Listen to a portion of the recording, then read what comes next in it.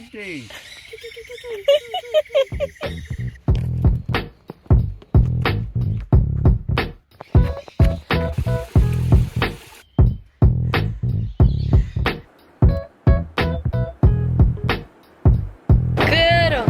Good morning, or actually afternoon. Hello everybody and welcome back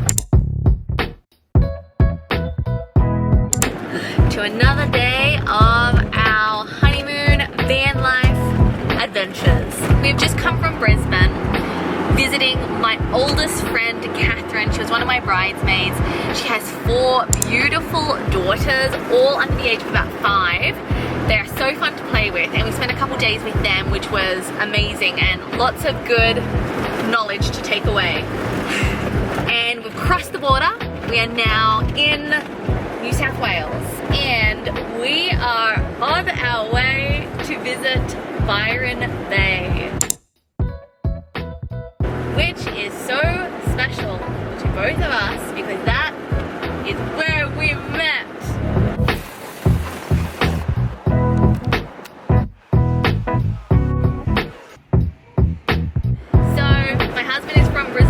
He moved over to Australia, to Byron Bay, to learn English, fell in love with the country, the opportunities here, the safety here, and decided to live.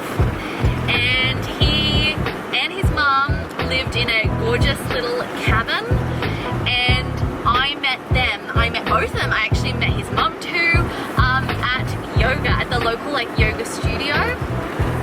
So we're coming back to Byron Bay to just walk down memory lane, revisit some of the good sweet memories.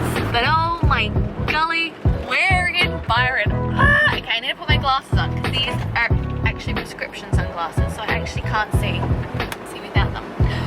Wow, we're back!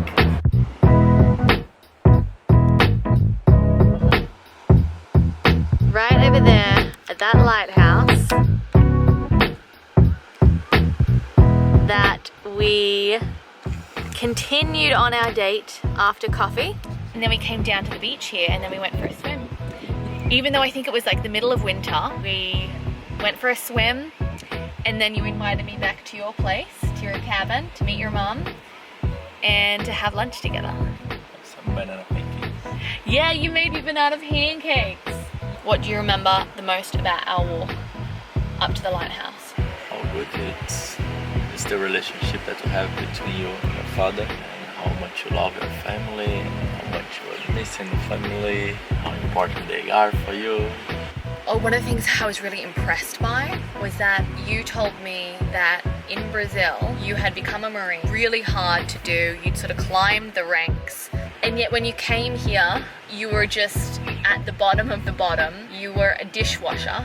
It was like for the first time you were making choices for yourself that were for you, rather than for the approval or respect of family or friends or society. And you told me that even though you were just washing dishes, you were far happier and more proud, and you respected yourself more in that time because you were becoming your own person and deciding who you wanted to be and where you wanted to go and where you wanted to live.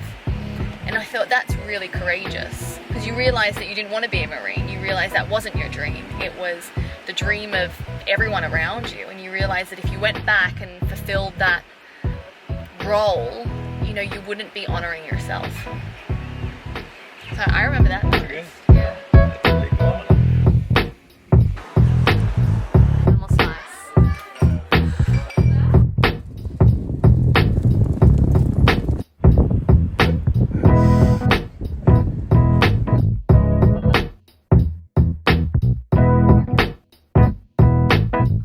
Hello.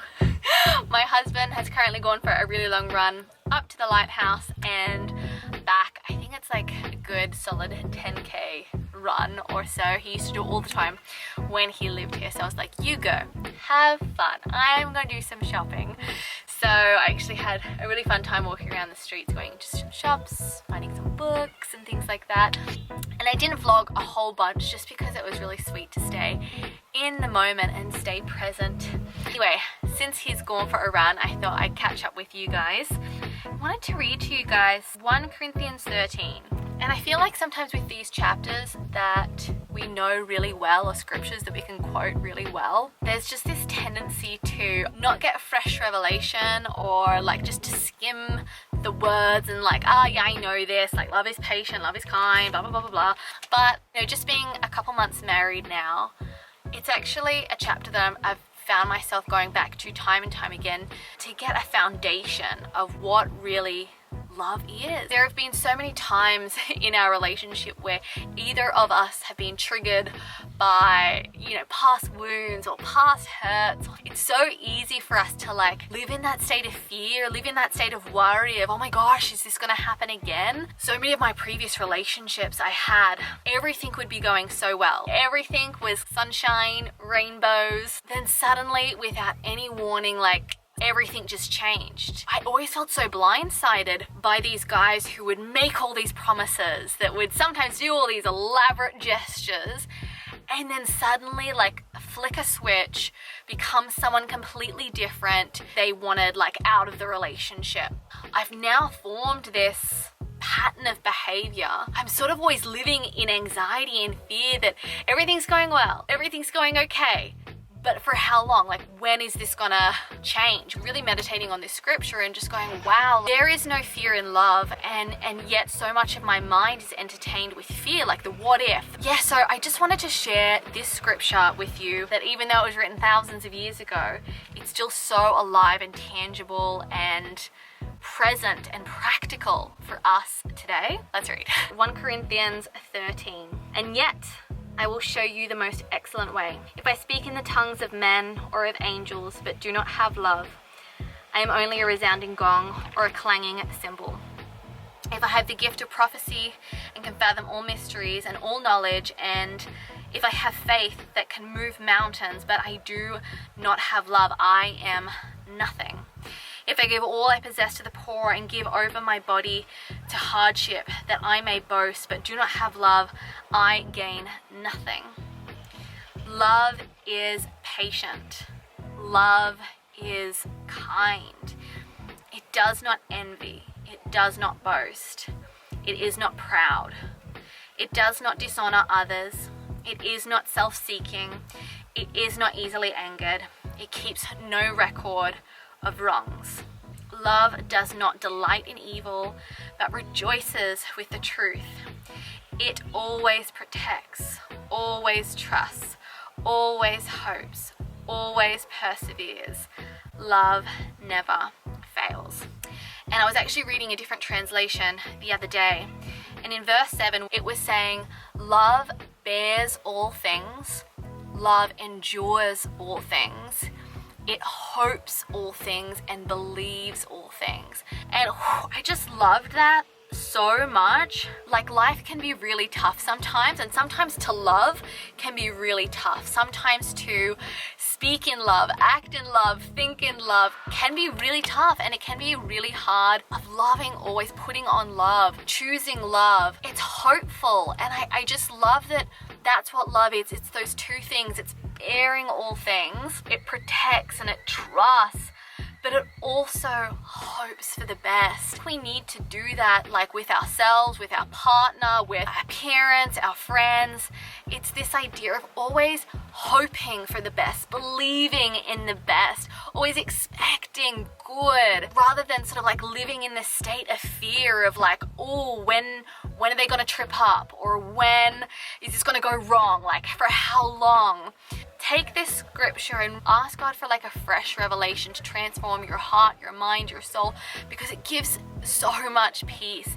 Whenever you're feeling shaken by the waves of life, let His word be your compass. Anyway, that is pretty much it for today. I am really excited actually for tonight, because we're going on a little date night. One of our friends, he's Italian, he works in an Italian restaurant, and he's the pizza chef. And his pizza is so good. We're so healthy with our diet. But like, I really love, like, just occasionally we'll like have a little splurge. It'll just be so nice. So I'm really excited, because like pizza's not something we do all the time. So anyway, that's what's happening for tonight. I hope you guys enjoyed this video. Hope you guys feel encouraged, inspired, edified, from the word. And yeah, thank you for following along our journey as a newly married couple, not knowing where we're going, what we're doing with our lives, but taking you along for the adventure. Anyway, thank you so much, guys. I hope you enjoyed this video, and I'll see you in the next one. Until then, goodbye.